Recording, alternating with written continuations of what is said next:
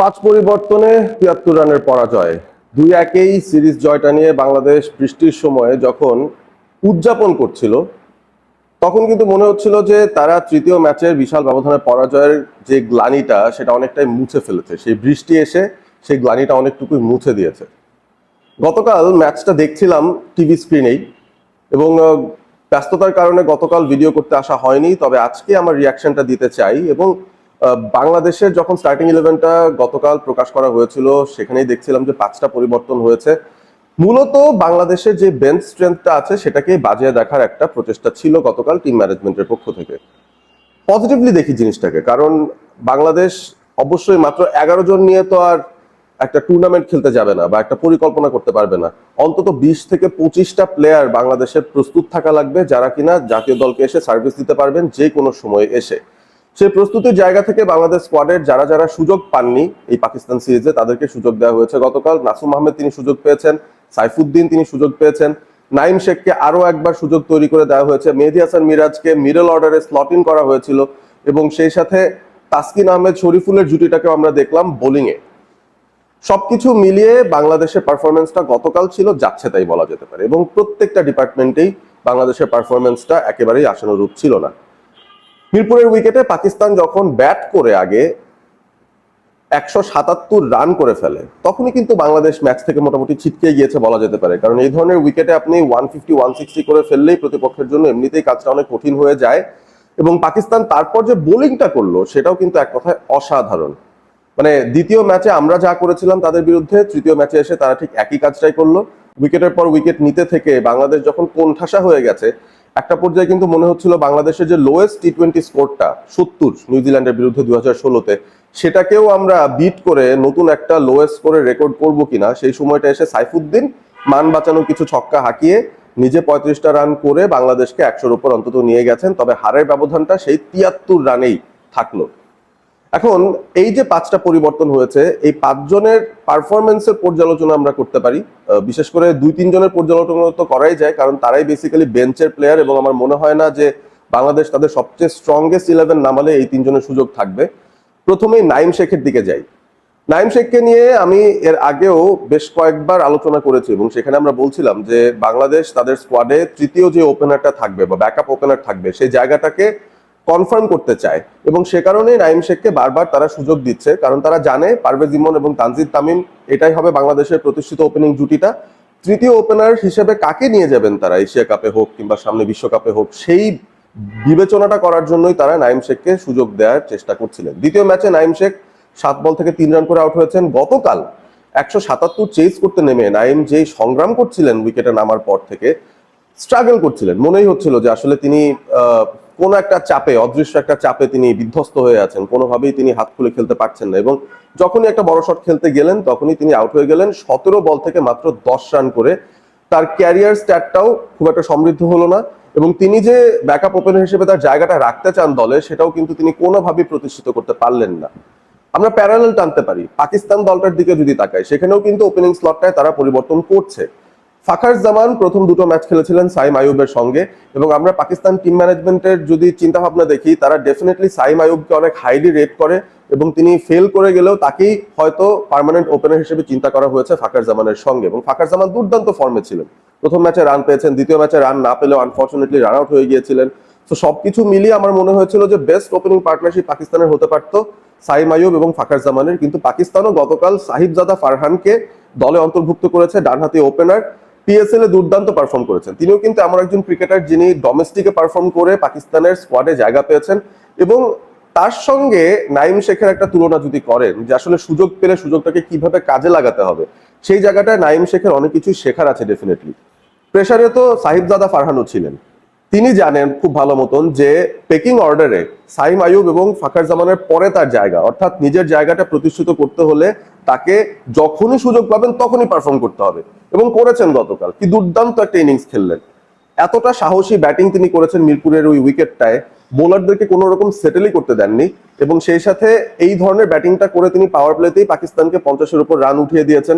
একটা দারুণ পার্টনারশিপ করেছেন ওপেনিং স্ট্যান্ডে সাইম আইয়ুবের সঙ্গে, এবং ডেফিনেটলি গতকাল প্লেয়ার অফ দ্য ম্যাচের যেই ক্যাটাগরিটা ছিল সেই জায়গায় তিনি নিজেকে অনেক উপরের দিকে রাখতে পেরেছিলেন। সালমান মির্জাও দুর্দান্ত বল করেছেন, সেটা অন্য একটা বিষয়। তবে এই যে সাহিবজাদা ফারহান, তিনি কিন্তু দেখালেন যে সুযোগটা পেলে এভাবেই কাজে লাগাতে হয়, এভাবেই নির্বাচকদের নজর কাটতে হয়, এভাবেই নিজেকে রেলেভেন্ট রাখতে হয়। নাইম শেখের জন্য সামনের রাস্তাটা আমি খুব কঠিন দেখছি, কারণ তাকে স্কোয়াডে রাখার জাস্টিফিকেশনটা নির্বাচকরা এখন কিভাবে দেবেন সেটা আমি বুঝতে পারছি না। এই সিরিজের দুটো ম্যাচ খেলার পরও তিনি চরমভাবে ব্যর্থ হয়েছেন এবং নিজেই হয়তো বুঝতে পারবেন কেন তাকে বাদ দেওয়া হচ্ছে, যদি বাদ পড়ে যান তিনি পরবর্তী এশিয়া কাপের স্কোয়াড থেকে।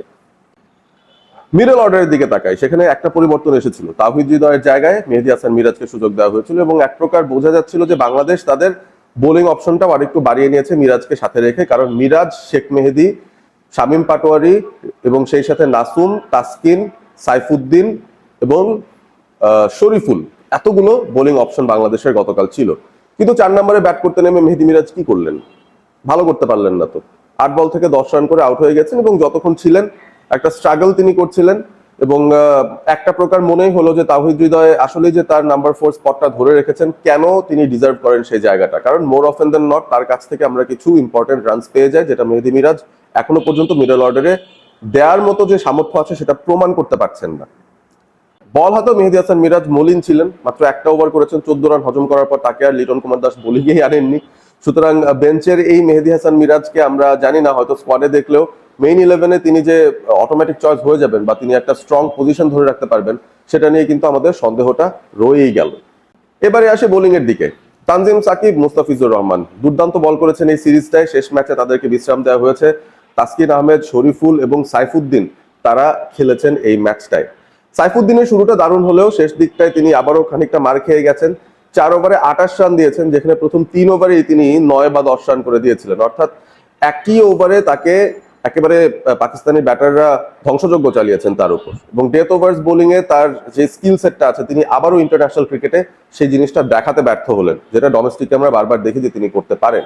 সুতরাং তাকে নিয়ে একটা চিন্তা আছে অবশ্যই, যে তাকে যদি রাখাও হয়, ডেথ ওভার্স এর জন্য তার বোলিংটা রাখা হবে নাকি শুধুমাত্র নতুন বলে তাকে কিছু ওভার দিয়ে দেওয়া হবে, সেভাবেই তাকে রাখতে হবে কিনা, সেটা একটা চিন্তার বিষয়। ডেথ ওভার্স বোলিং এ বাংলাদেশের বোলারদের যে স্ট্রাগলটা, সেটা কিন্তু আমরা একটা ভালো বোলিং কন্ডিউসিভ উইকেটেও দেখলাম তারা করেছে। সুতরাং মুস্তাফিজুর রহমান কিংবা তানজিম সাকিব আমার মনে হয় চোখ বন্ধ করে বাংলাদেশের বেস্ট 11-এ ঢুকেই যাবেন, কারণ এই কাজটা অন্তত তারা এই বাদ বাকিদের থেকে খানিকটা বেটার করতে পারছেন। শরীফুলও স্ট্রাগল করেছেন, তাসকিনও স্ট্রাগল করেছেন এক প্রকার ডেথ ওভার্সে বল করতে এসে। এবারে নাসুম আহমেদের কথা আসা যেতে পারে। নাসুম আহমেদ এই ধরনের উইকেটে অবভিয়াসলি খুব এফেক্টিভ হবেন। আমি প্রথম টি-20-র আগে থেকেই বলছিলাম যে তিনি আসলে সুযোগ ডিজার্ভ করেন এই দলটা এবং এই মাঠে তার সফল হওয়ার সম্ভাবনা বেশি। তিনি সফলতা দেখিয়েছেন, মাত্র 22টা রান খরচ করেছেন, উইকেট পেয়েছেন একাধিক। বোলিংটা তার খুব ভালো হয়েছে, আরো বেশ কিছু উইকেট পেতে পারতেন, আনলাকি ছিলেন যে তিনি ব্রেক থ্রু গুলো মাঝখানে আনতে পারেননি। তবে যখনই তাকে বোলিং এ নিয়ে আসা হয়েছিল, লিটন দাস যখনই তাকে সুযোগ দিয়েছেন, তিনি সুযোগটা কাজে লাগিয়েছেন। পাস মার্ক হয়তো পেয়ে যেতে পারেন নাসুম আহমেদ তার দুর্দান্ত বোলিং এর জন্য, এবং একটা জায়গা হয়তো তিনি ধরে রাখার চেষ্টা করছেন, যেটা বাংলাদেশ এশিয়া কাপের স্কোয়াডে যাবে, সেই স্কোয়াডটায় আমার মনে হয় নাসুমের একটা জায়গা থাকলেও থাকতে পারে। ওভারঅল যদি বলি, বাংলাদেশের জন্য একটা রিয়ালিটি চেক ছিল অবভিয়াসলি। বেঞ্চের 5 জন প্লেয়ারকে তারা খেলানোর চেষ্টা করেছিল এবং সেখানে বিশাল বড় একটা পরাজয়ের পর হয়তো বাংলাদেশের নির্বাচকরা, বাংলাদেশের টিম ম্যানেজমেন্ট আরো স্পষ্টভাবে বুঝতে পারলেন কোনটা তাদের সেরা একাদশ এবং কাদেরকে বেঞ্চে রাখবেন এবং কোন কোন জায়গাগুলো আসলে আপ ফর গ্র্যাবস। যারা এই 15 সদস্যের স্কোয়াডে ছিলেন না, তাদের মধ্যে কেউ কেউ হয়তো দলে ঢুকেও যেতে পারেন এশিয়া কাপের আগে, কারণ বেঞ্চের অনেক প্লেয়াররাই নিজেদের সামর্থ্যের প্রমাণটা রাখতে পারেননি। সামনের মাসটায় খেলা নেই, আমরা জানি এশিয়া কাপটা শুরু হবে সেপ্টেম্বরে, পুরো অগস্ট মাসটায় কোনো খেলা নেই। সেই জায়গাটায় আসলে বিসিবি কি চিন্তা করে এই দলগুলোকে নিয়ে বা কিভাবে তাদেরকে প্রস্তুত রাখতে পারবে এশিয়া কাপের জন্য, সেটা একটা চিন্তার বিষয় বা দেখার বিষয়। দেখা যাক শেষ পর্যন্ত এই বিষয়টা তারা কতটুকু আমলে নিয়ে কতটুকু প্রস্তুতির সুযোগ তৈরি করে দেয়। তবে অবশ্যই সিরিজ জেতার উদযাপনটা বাংলাদেশ করবে, সেই সাথে একটা রিয়েলিটি চেকও তারা পাবে যে যেই 20 থেকে 25 জন প্রস্তুত ক্রিকেটার তাদের পাওয়ার কথা ছিল টি-20 স্কোয়াডের জন্য, সেই 20 জন বা 25 জন প্রস্তুত ক্রিকেটার নেই। হয়তো ঘুরে ফিরে আমরা ওই 11-12 জন ক্রিকেটারই আছে যাদের মধ্যে থেকে আপনি বেস্ট 11টা বানিয়ে ফেলতে পারবেন। বাদ বাকি স্পেসগুলোতে এখনো পরিবর্তনের সুযোগ আছে। আপনাদের কি মতামত জানিয়ে দিতে পারেন। নাইম শেখ কি আরো সুযোগ পাওয়া উচিত কিনা নাইম শেখের, সেটা আপনারা জানিয়ে দিতে পারেন। এবং তিনি যদি না থাকেন ইন কেস, সেই ক্ষেত্রে কি লিটন দাসকে আপনি ব্যাকআপ ওপেনার হিসেবে চিন্তা করে মিডল অর্ডারে অন্য কাউকে স্কোয়াডে অন্তর্ভুক্ত করতে পারি কিনা আমরা, সেই ব্যাপারগুলো আপনাদের কাছে আমি আসলে জানতে চাইছি। আপনাদের মতামত জানাতে ভুল করবেন না। ভিডিওটি ভালো লেগে থাকলে অবশ্যই লাইক করবেন, সাবস্ক্রাইব করবেন অল স্পোর্ট এবিপি চ্যানেলটি। ভালো থাকবেন সবাই।